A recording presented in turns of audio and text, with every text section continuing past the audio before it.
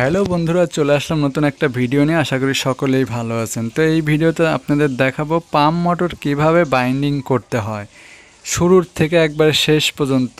ভিডিওটি না টেনে যদি সম্পূর্ণ দেখেন তাহলে আপনারা নিজেরাই মোটর বাইন্ডিং করে নিতে পারবেন। তো বন্ধুরা, সর্বপ্রথমে আমাকে ইনসুলেটর পেপার কেটে নিতে হবে মাপ দিয়ে আমি কেটে নিয়েছি। নেয়ার পরে আমি সবগুলো কেটে তারপর আমি এখন আর্মচারের মধ্যে পরিয়ে দিচ্ছি। আমি যেভাবে পরিয়ে দিচ্ছি আপনারাও এইভাবে পরিয়ে দিবেন সুন্দরভাবে। উপরেও যেন সমান পরিমাণ থাকে, নিচেও যেন সমান পরিমাণ পেপারটি থাকে। তো বন্ধুরা, আমার কিন্তু পেপারটি পরানো শেষ। এখন আমরা এই যে আর্মচারের ভিতরে আমি এই 6 ঘাটে আমি কয়েল পেঁচাবো। সর্বপ্রথম 6 ঘাটে আমি মাপ দিয়ে নিচ্ছি। মাপ দিয়ে নেওয়ার পর আমি এই যে এখানে কয়েলটি পেঁচাবো, এর জন্য আমি 6 ঘাটের মাপটি নিয়ে নিলাম। এই যে আমি 6 ঘাটে আমি এইখানে 26 প্যাচ দিয়েছি। 26 প্যাচ দিয়ে আমি খুলে নিচ্ছি। এরপর আমি 8 ঘাটে 52 প্যাচ দেব। এই যে এখানে 8 ঘাটে 52 প্যাচ, তারপর 10 ঘাটেও 52 প্যাচ হবে, তারপরে আপনার 12 ঘাটেও 52 প্যাচ। তার মানে আমার এই 4টে এখানে লুব, 4টে লুবে প্রথম লুবে আমার 26 প্যাচ, পরের লুবে 52, তারপরের লুবে 52, মানে 3টে 52 করে দেওয়া আছে।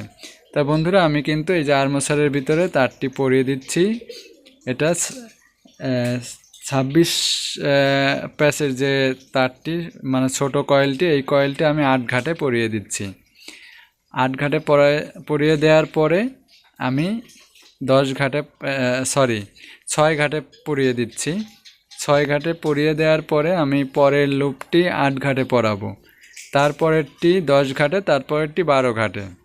এইভাবে আমার 2টে কয়েল হবে মোট। এইখানে রানিংয়ের 2টা কয়েল হবে, মানে 2 পোলের মোটর এটাকে বলে। তা বন্ধুরা, আমি 3টে লুপ পরিয়ে দিয়েছি আর এই শেষের লুপটি পরিয়ে দিচ্ছি।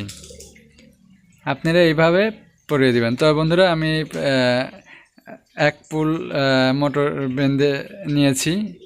1 পুলে আমার 2টা তার বেরিয়েছে। এখন আমার আরেকটা পুল বাকি আছে। এই যে এখানে আমি তার পেঁচিয়ে নিয়েছি। এখন সেম ওইভাবে আমি আবার এই পুলটি কাজটি করতেছি। তাহলে আমার 2 পুলের মোটর এটা। সেম আমি এই পাশে যেভাবে বেঁধে দিয়েছি, এই পাশে ওই একইভাবে, একই প্যাচ, দুটো একই প্যাচ আর কি। তা বন্ধুরা, এরপর আমি স্টার্টিংয়ের কয়েল পেঁচাবো। স্টার্টিংয়ের হচ্ছে আমার এই, তা বন্ধুরা, স্টার্টিংয়ের আমার 8 ঘাটে বসবে।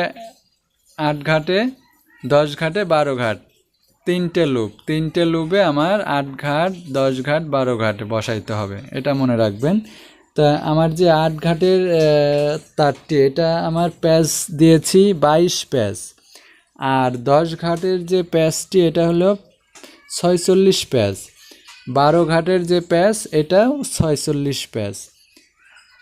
আর আমার স্টার্টিং কয়েল আর রানিং কয়েলের আমি তার ব্যবহার করছি 21 নাম্বার তার।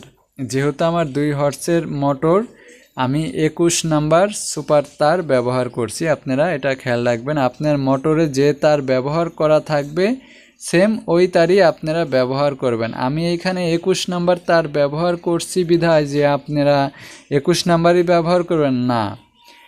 কোম্পানি যে সাইজের তার ব্যবহার করেছে, আপনিও সেই সাইজের তার ব্যবহার করবেন, মনে রাখবেন। তাই বন্ধুরা, আমি কিন্তু স্টার্টিংয়ের কয়েল এক পাশে সেটিং করা হয়ে গেছে। এখন আর এক পাশেটি সেটিং করে দিচ্ছি। আসলে আমার ভিডিওটি অনেক লং হয়ে যাওয়ার কারণে আমি খুব ফাস্ট করে নিয়েছি, যাতে আপনারা বুঝতে পারেন। যেহেতু কয়েলের কাজ সম্পূর্ণই দেখাইতে হয়, তারপর আমি অনেক ফাস্ট করে দিয়ে মানে ছোট করে নিয়েছি ভিডিওটি।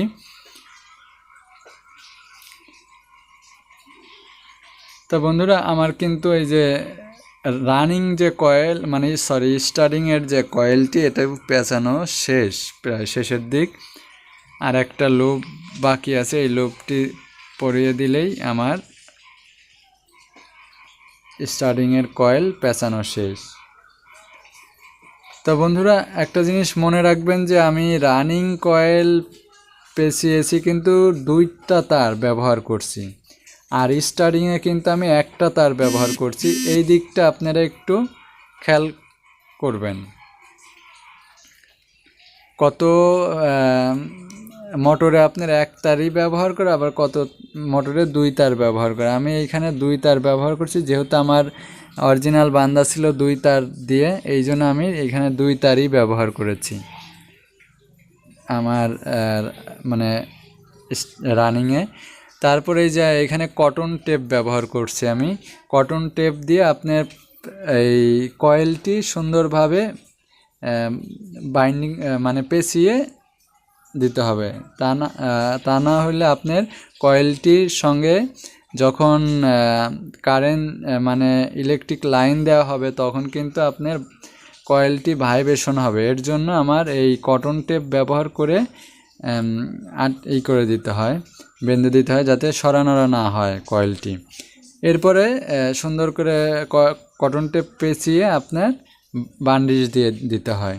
বান্ডিশ দিয়ে অন্ততপক্ষে 1 দিন শুকিয়ে তারপর মোটরটি সেট করতে হয়। তো বন্ধুরা, এই যে এখানে দেখতে পারতেছেন আমার রানিংয়ের 4টি তার বের করছি আর স্টার্টিংয়ের 4টি তার বের করছি। এখন আমি এই যে স্টার্টিং কয়েলের 2টা তার আমি এখানে শর্ট করে দিচ্ছি।